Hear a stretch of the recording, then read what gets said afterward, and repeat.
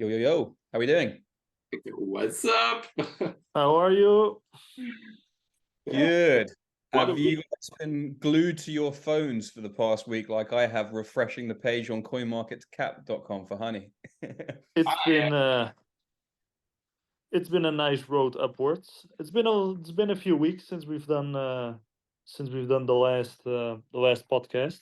hmm But yeah, the What the happened? coin has been moving nicely. Yeah, for the record, it is today, Sunday, the 26th of November, and the honey token price is at 0.04446, which is up just over 300% on the month on the 30-day. So yeah, it's been a nice little surprise there. So I guess we can chat about that in the podcast today, just to give an overview of what we're covering for everyone. So we can talk a little bit about price, maybe where that could go, our opinions on that. Yeah, let's start with that, I think. Yeah, but we'll also talk about MIP 7 because that's quite an important thing. We've got until Wednesday to give feedback on MIP 7, and then we can talk about the open road competition which come to an end. So let's start on price. Meije, let's hear how bullish you are. Well, I think it's a good sign. I know that especially the Hivemapper team doesn't want to talk about the token price too much, but I think in general it's always a good thing to have projects like these that are fighting towards real product market fit, right? To get real customers and real revenue, which in the end is the only thing that matters. If you don't have a product, then you don't have a kind of underlying value of your project. So I think it's moving quite nicely, as you said, right? 300%. Liquidity still pretty low, because we are just on. Because actually the liquidity comparing to a week ago doubled. Yeah. So I don't know. Yeah, it's But it it's doubled going from up. absolutely nothing to now very, very little in the grand scheme. But another thing that's actually quite surprising, last Thursday on Friday, we almost reached 1 million US dollars on volume in 24 hours. We were around 900K, which it's 5 times the liquid. No, it was at that point was like 8 or 9 times the liquidity. I think today's liquidity is 2 million. No. No, the liquidity is 160,000K. And the liquidity and sorry, the volume at that point was like 900K, something like that, which was crazy. Okay, Yeah, yeah, but sorry. there were also, 200,000.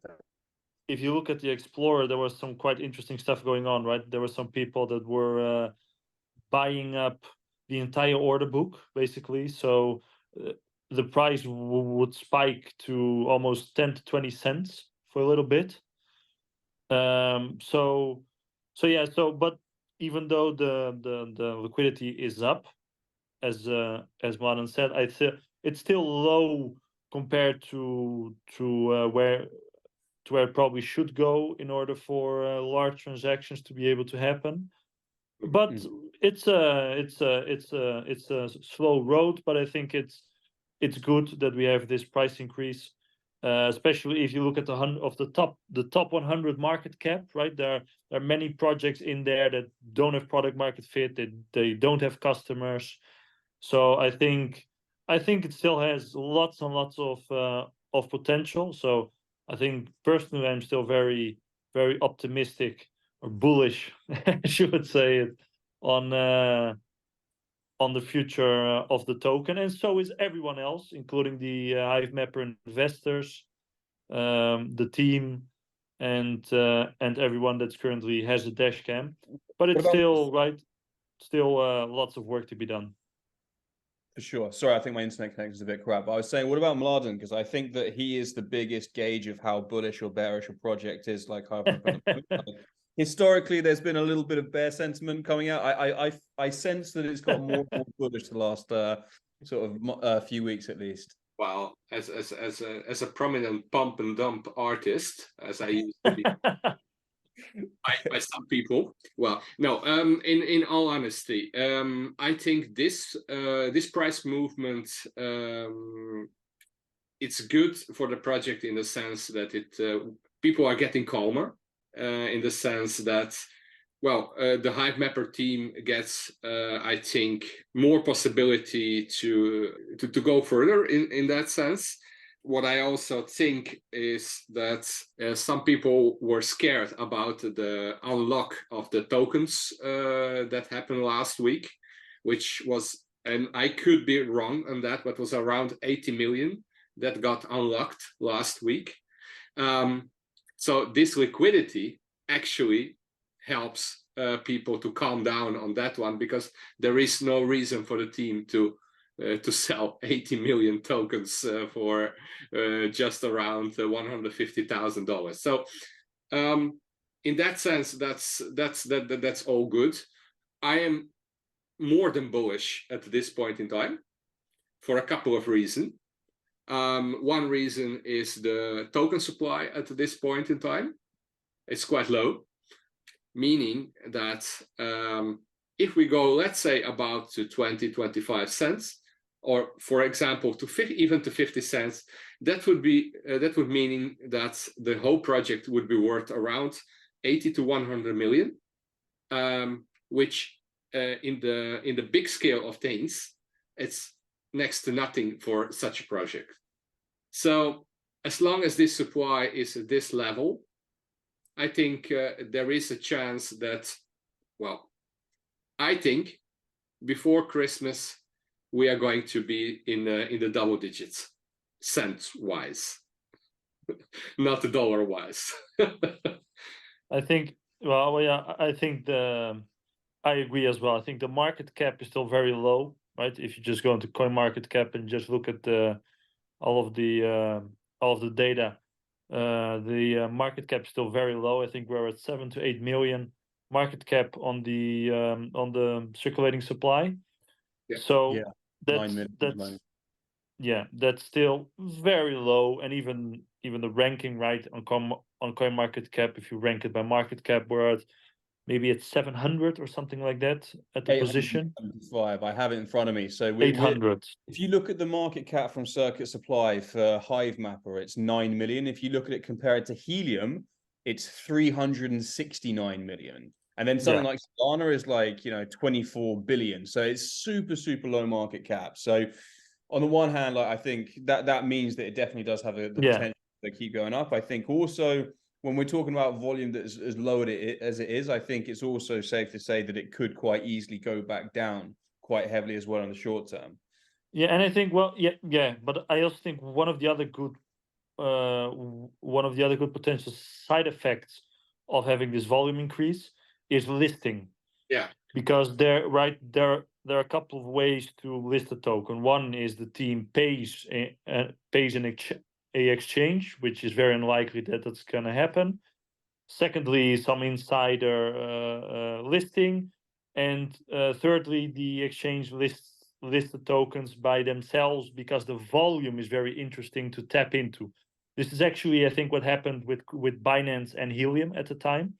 So I think having the increase in volume, liquidity, etc., is good, because it eventually, if it continues, it's gonna spark the attention of some exchanges, which then will probably look into listing, which will further increase the liquidity, and then the stability, of course, of the price to some degree. Cool. So final point of that as well, it's interesting to look at. I think it's interesting to look at the fully diluted market cap as well, because I think that gives you an indication of like what the price can do in the longer term rather than the shorter term.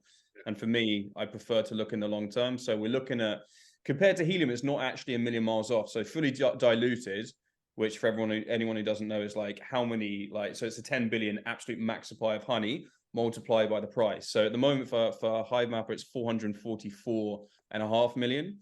Helium is 571 million. So we're not actually hugely far off the fully diluted market cap of Helium. Yeah, but since more than half, I would say probably more than 60% of all the tokens are held by investors and team members.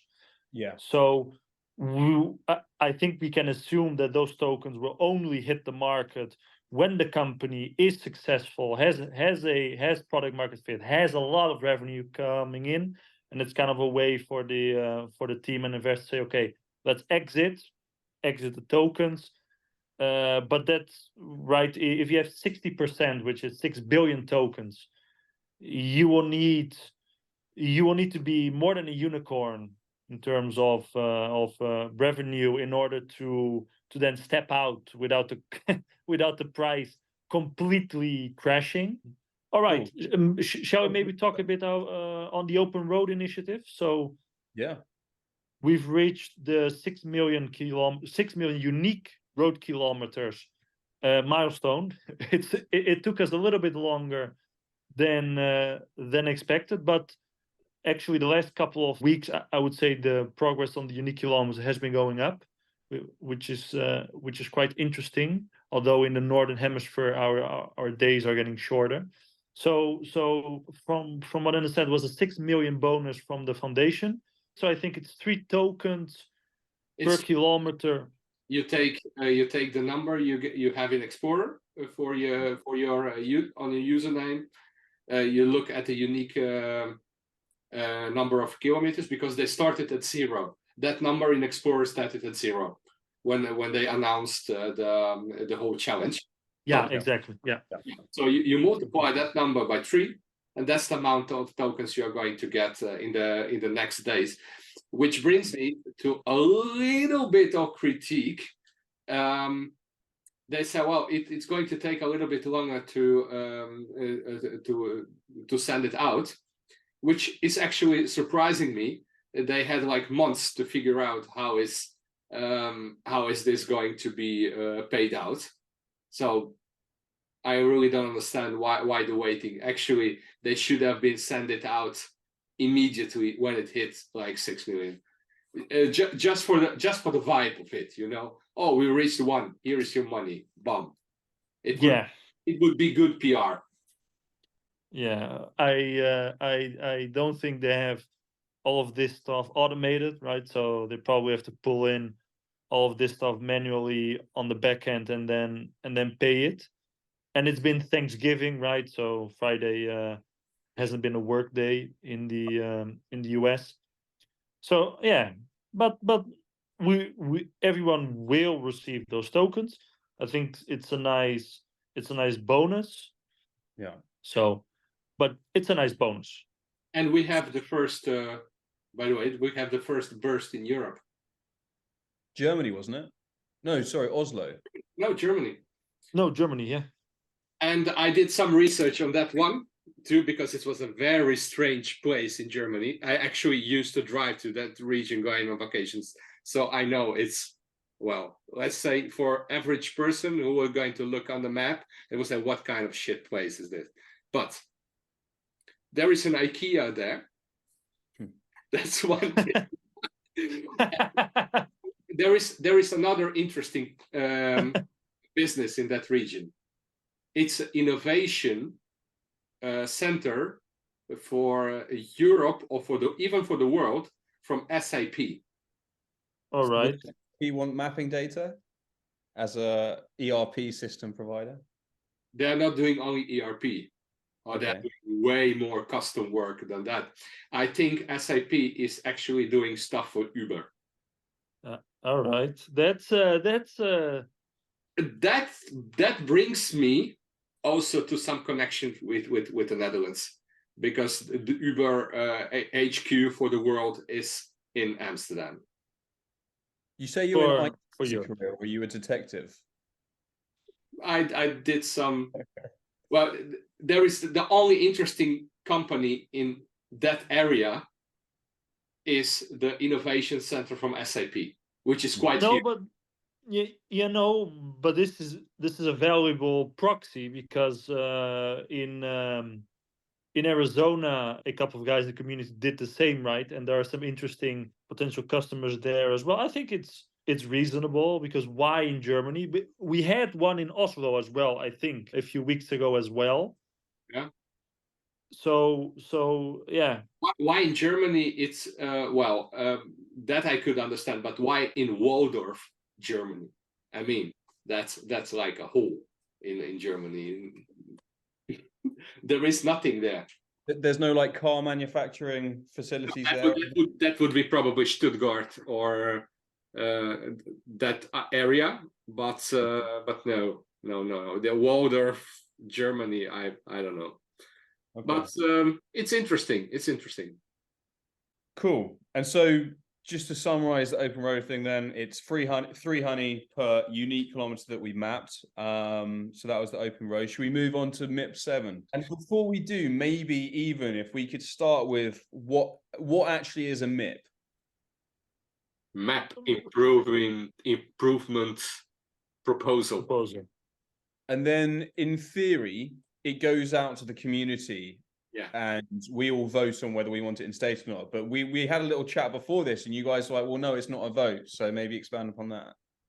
No, it's just okay, guys from Hivemapper, we have this brilliant idea. They put it to the folks to take a stab on it, and actually till today, every MIP that they proposed was changed a little bit accordingly to the feedback. And eventually they will come back with a final product. So yeah, they tend to listen to what people say, but yeah, they're going to do what they want to do anyway, which is exactly. It's But so far so good. But it is also, just to summarize there, so it's probably less important like a yes or no vote. It's more like get on Discord and give your feedback. If you have an opinion, go on Discord and give your opinion there in the relevant channel. Yeah, looking at that, it's not a decentralized project, it's centralized. Yeah. No, it's definitely not a vote. It's two ways. It's one, to see how people react, and second one is to see if anyone finds any improvements, right? Because if you look at things from a different angle, different perspective, you might come up with something that they haven't thought about. So that's possible. This MIP is basically all about how sort of rewards are going to be calculated. It introduces some multipliers and stuff. So Meije, you're pretty good at summarizing things. Why don't you have a stab at? So it mainly changes the boundary regions. So there are a couple of boundary regions in the world which will cease to exist, but there will still be a bounty, but it will now be tied to the regional progress. So regional progress is essentially a measure of how much kilometers is being mapped in a specific area over time in comparison to the total amount of kilometers of that region. But also the foundation bounty for mapping outside of regions, that also ceases to exist. You have to read the MIP 7 to get the exact values, but from what I understand, they will, if you map outside of a main region, you will only get, from what I understand, is 1 token per unique kilometer outside of the regions. Which 2 tokens.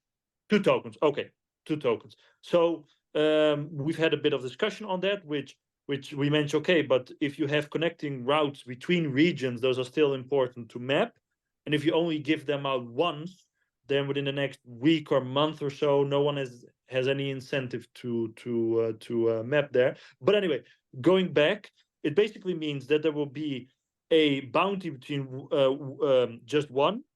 So 1 is just a standard value, 1.5, 2 and 3x. So Leo, you probably have the numbers, but correct me if I'm wrong, but between 70 and 80% coverage, progress, it's 1.5. Yeah. Right, 70, 80 to 90, 2x, and then from 90 plus, it's 3x. Yeah. So yeah, what does that mean? If you are in a very small region with not many roads, you will most likely be able to get to a high progress faster, right? Because you don't have many roads, you don't have many kilometers of roads in your area. If you are in a much bigger region, it's going to be harder to get to a high progress number. So the progress goes from 0 to 100%. Really, But as we were discussing, it really depends on one thing. Just a little detail. Bigger region, yes, you can reach that, but the amount of cameras you need and the spread of those cameras are very important at that point in time. Yeah. So this is something that we're discussing before we started the podcast. So this is kind of relevant, right? So you might think, okay, I'm going to install a lot of dash cams in this specific region in order to increase my progress, in order to get for example, the 3x bonus. But as we've been seeing in practice in some regions already, you have to spread those out evenly. So if all of your mappers are in the central region or in the central part, so if you have a big city, right, and all of your mappers are in, say, Manhattan, but your entire region is New York, and you only map in Manhattan and not outside of it, you can have a lot of mappers in there, but your freshness will be severely impacted to the point that even your bounty won't help you. Even with a bounty, you are going to be cut like 60% within a week. Freshness is more significant, in your opinion, than anything else. Yeah, what will happen? So you will have a huge amount of kilometers. You will have a lot of cameras, but they will be competing with each other on a daily basis. So basically, your freshness will go down to 0.10. But because of your regional progress, you're going to to triple that, which would mean like 0.3. So basically, you will be earning 30% of the maximum possible. Okay, and what change is this going to have on the different profile of drivers? What does it actually mean to people who might be listening to this? Yeah, I want to take a stab on that one. Okay. So let's take an example of a delivery driver outside the city. So going to take your greens from the local farmer, doing that every day and doing a route of, like, let's say 200, 300 kilometers a day outside the region. Till now, because of the top-up system, those people would be getting 1 token per kilometer to a maximum of 1,000. So that part, it's now going away. So basically, you need to do this road every single day for 4 weeks to get this part registered as a region. And it takes a couple of weeks because it really becomes a region. So that would mean that maybe between 4 or 8 weeks, you will be mapping for free, because you are not going to get anything or next to nothing, because you get some 0.000 whatever tokens outside the region. So I'm really interested to see how that's going to happen, and what is going to be the take on that one, because then there is a chance that we will be getting more and more regions, and those regions, again, with a small amount of cameras and a lot of roads, will be diluting the other bigger regions with a lot of cameras. So it's really hard to balance this out. Yeah, I think something else that is very difficult to calculate is what impact does this bonus between 1.5 and 3x actually has on your earnings. Because right now, if you look at the regions which have a bonus, right, you are then also impacted by freshness.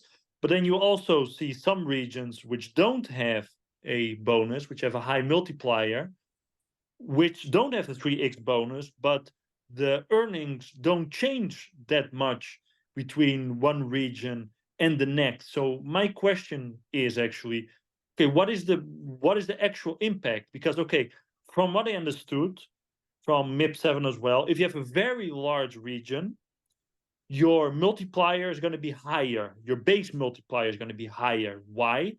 Because it's a very big region, so it's a lot of road, so it has a higher weight in kind of the global number of road kilometers.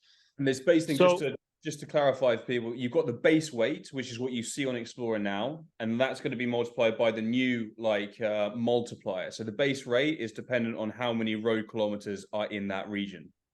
Yes. Yes, yes. So a very large city is much more difficult, right, to map the entire city. So your base multiplier is higher. But then for you, nothing is going to actually change. So that's the question. How much will it change? So for everything up to 60%, which is 1, right? Or 70%. Up 70, yeah. Nothing is actually going to change. It's going to be the same. So then you have regions between 70 and 80, which are going to get 1.5, 1.5. Their normal earnings will be multiplied by 1.5. So basically, you will have way more regions. Let's say like the 90 plus, which are 3 times, which is the same as the bounty as we know right now. So you will have a way more regions actually with the bounty. That's 3 times. It's not 3x earnings though. It's 3x the multiplier. So let's say that a region's getting 1 honey per kilometer now. If they then have 90% progress and they have a 3x multiplier, they're not going to earn 3 honey per kilometer because that's only a small portion of the overall calculation. And my take is what this looks like it's doing is it's going to be rewarding regions with very high progress, i.e. let's reward unique kilometers mapped, and let's not reward people who are driving the same route in regions that aren't actually very important to the map. So on the surface, I agree with that. Let's not give away tokens unnecessarily for people who aren't actually contributing anything or like particularly valuable to the map. And let's reward people more who are, let's say, in the middle of big cities and have gone out their way to like map a new road or whatever.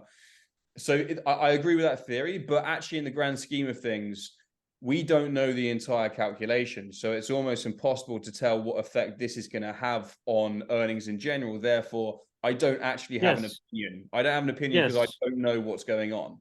And nor does anyone. Because I would really like to see once for all a total transparency on how my rewards are calculated. We ask that for tens of times.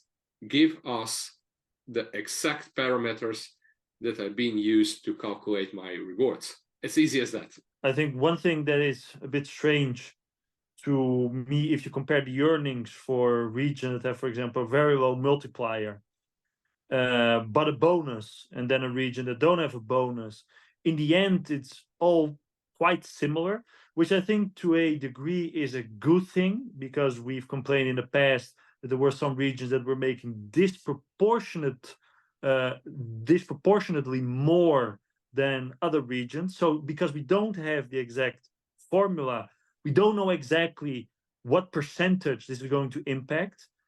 It doesn't look like it's going to be a 3x thing, but because if we compare the earnings between regions, it's not exactly 3x. So there's other things like freshness, etc., involved. But I do think, just to kind of wrap up my point on this, I do think it's a good progress because it incentivizes regions that have a high progress, and in the end of the day, only regions that have a high progress have a high economic value for the company, because they're able to sell it and say, here we have 90+% of all of the roads mapped. So I think in general, it's a good thing. For people that do trucking outside of regions, it's less good because they will only make 2 honey per kilometers for the unique kilometers that they make. But I think in the end of everything, I think it's a good thing.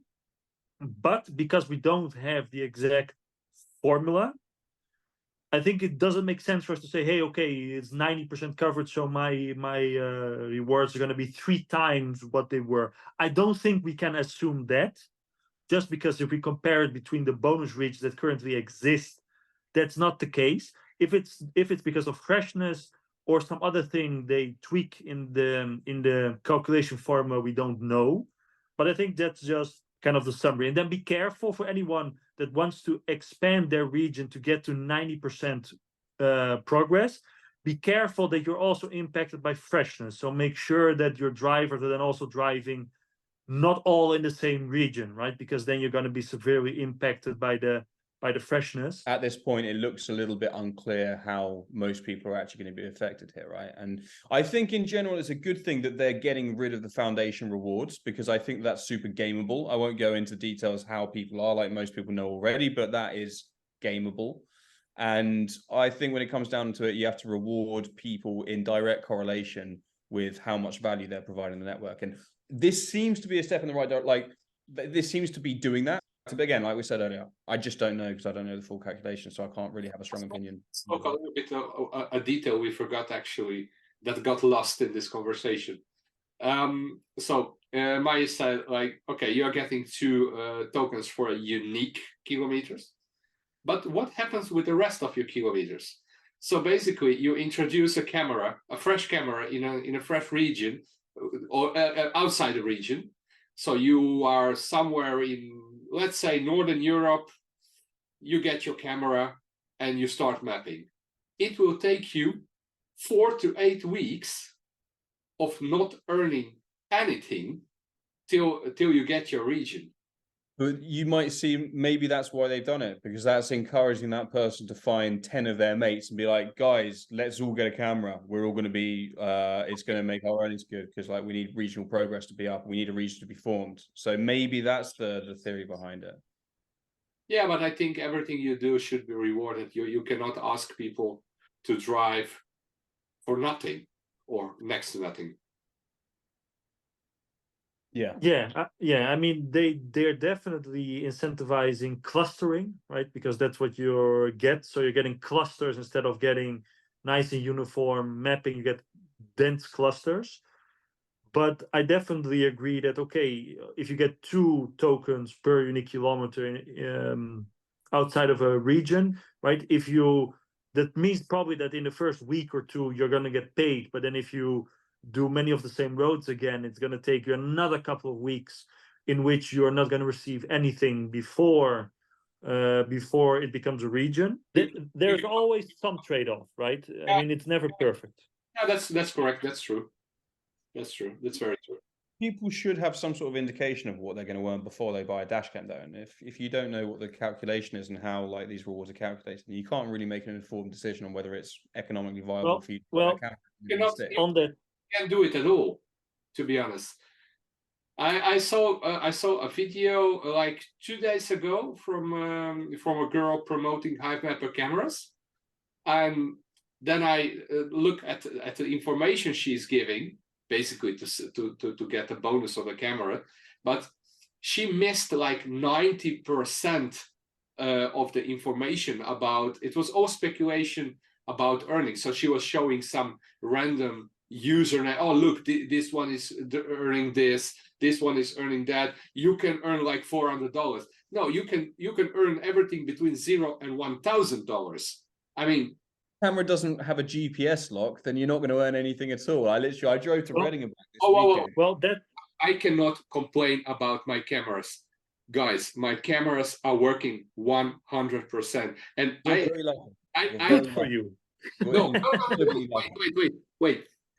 And I actually nowadays I'm almost 100% certain that modern cars impact the camera way more than you would think. Now I have an analog Volvo with almost no electronics in it. It maps like a charm. It's like no repeat. I have a 2006. I've got a really crappy 2006 Ford Fiesta. No bells and whistles. I've got a front camera. I've got a side camera. 2 hours to Reading, 2 hours back. The side camera was probably had a GPS lock about 55 to 60% of the time. The front camera, I'm not exaggerating. I think maybe 1%, 2% of the journey it has a GPS lock. Is that because of the position in the car? Is it because one camera works and one doesn't? I don't know. Yes. Cameras. 100% cameras. I mean, it's very easy. I get these examples daily. I ask my drivers to take a screenshot of the map map menu on the app, and the difference is staggering. Like some cameras, they make on average, they do on average 120 kilometers of registers, and then I have people that drive 300 kilometers a day, but only 30 kilometers get mapped. So that's like a 10% 10% efficiency. So it's definitely a camera. But going back to the previous point on selling and buying the cameras, I think one of the critical misses of the current dash cam is the fact that it isn't really a dash cam. Like you have many people in the community, and also my drivers say, "Hey, I had an accident. Can I look at that footage?" I'm like, "Yeah, okay. The USB plug is. Can you plug it into the computer?" Oh, damn! There's no imagery on there, or it's 10,000 photos. Okay, where can I see it? I think the biggest issue is it should have been a dash cam. So if it is a dash cam with extra mapping, then that's one thing. Right now, you are buying it to map. You are not buying it to be a dash cam. So, yeah. And let me give an example on that, exactly along those lines. So I had one driver, he's like, "Can I use it as a dash cam?" I was like, "Well, you can put a USB stick in the block." He's like, "Can you do that for me? I can't be bothered." I was like, "Okay." So I took a small amount of money off him just to buy the USB stick, and for my time, formatted it, making the root folder, send it off. And then only after I did that, I asked on Discord, "Does the imagery get saved if the GPS lock is off?" And the answer is no, it doesn't. And that in itself makes it redundant as a dash cam, because if my side camera, there's a 50 to 60% chance that the accident's captured. On my front camera, there's a 1 to 2% chance that that accident is captured. So it's not a dash cam. It's not a dash cam. About the GPS lock and recording, there is very important detail. So you to start the recording on the camera, you need only a once initial GPS lock to set the timestamp. So if you have a GPS lock for like 1 second, it starts recording. But unless you have a GPS lock, it will never start recording. Yes, correct. But it's still like it's temperamental. Like there's no guarantee that the GPS lock will come in the first 1, 2, 10, 20 minutes of the journey. Therefore, and if you turn off the car or start it again, then you will lose it again. Definitely. I mean, they should have been designed from the ground up as a dash cam first, because then you buy it as a dash cam and you have the extra benefit of mapping, right? Right now, if you buy it and you're not in a region, you cannot even use it as a dash cam. So you're basically just having a piece of hardware on your windshield, hoping that within 6 to 8 weeks, it becomes a region in which you can earn some coins. Now, of course, the HDC-S, it's a bit different already, but there are not that many of them out there. So, I mean, it's a bit, we all know that the HDC has many hardware issues, right? GPS, the firmware still doesn't work right. It's not a proper dash cam. That should be made clearer, I think, as well. Like there should be a disclaimer there that this is not a 100% reliable dash cam. In fact, far from it. There's no guarantee your accident's going to be captured. It doesn't look great if that's not really good marketing, isn't it? But it needs to be there because that's the case. I remember the times. I think it was March, April, 2022, where the whole thing was, oh, this is a mapping with a dash cam. A lot of people actually, I think 99% of the people thought that it was like a fully functional dash cam. And people still think outside. People look at it, say, hey, it's a dash cam. No, it's not a dash cam. No. But now it says correctly on the website that it's a mapper, and the HDC-S is a mapper with a security layer. So the HDC-S is a dash cam because it has a separate lane recording video. So that's constantly recording on the HDC-S, whereas the HDC doesn't have that constant recording. Does the S need a GPS lock in order to start recording? Good question. Good question. I don't think so. Because it records a video. It doesn't record pictures. I don't know. Yeah, but still, it's something that should have been done correctly. Final question, sorry, on this one for the listeners as well who might want one. If we wanted to experiment, so like as I said, my front camera disaster, horrible, no GPS lock. If I wanted to experiment and get one of those additional GPS modules, Is there a reliable source to go and buy one of those from, or No, there's not. No. It's make one? no, you have to go on eBay, on some secondhand site. Those are not things that are used anymore. They were used back in the time where you had the old GPS tablets in your car. They come from that time. Right now, your phone, right? It uses 4 or 5 different methods to find your location: GPS, Bluetooth, Wi-Fi, towers, even. The dash cam actually is still a dinosaur in terms of the GPS, in terms of the way that it finds its positioning, because it just uses one band, just the L1 band, which is the same band which was used by the old GPS systems. But you did some experimenting in Brazil, right? In Sao Paulo, you got the extra module that came out. Where did you get that from? That's just some very old secondhand electronic web shops, not Amazon, not any big part. But just to give some feedback as well to anyone that's listening, that experiment failed so far, because all of them started to jam, all of the GPS signal. I don't know why. I've talked to a couple of people. No one really knows. From what I even talked to the GeoNet guys, and they said that GPS radiating is kind of a black box. There's no easy way to really know what's going on. So some people have some success with it, some don't. I find it completely unnecessary, because Hivemapper has had a couple of opportunities to test a external module, which has been sent to them by one of the hardware contributors. If it was a priority for them, then something would happen. But apparently, it is not a priority. So, sorry, anyone that only gets about 10% of the GPS log. You bought a dash cam which doesn't work properly. Well, maybe you can ask Hivemapper to exchange it for you, but it's a pity. I mean, you bought a MVP, like a first generation product, which doesn't work properly. Does it suck? Absolutely. But I mean, if you want something that works out of the box, don't buy the dash cam. Maybe wait until a new version comes out. But it's, for some it also works. Then for others, you only get 10% of the mapping. Repairability, right? If your dash cam is broken right now, you have to send it back. It takes a while. It should have been modular, that you can open it yourself and swap out a component. So anyway, there's still lots of things. Improvement.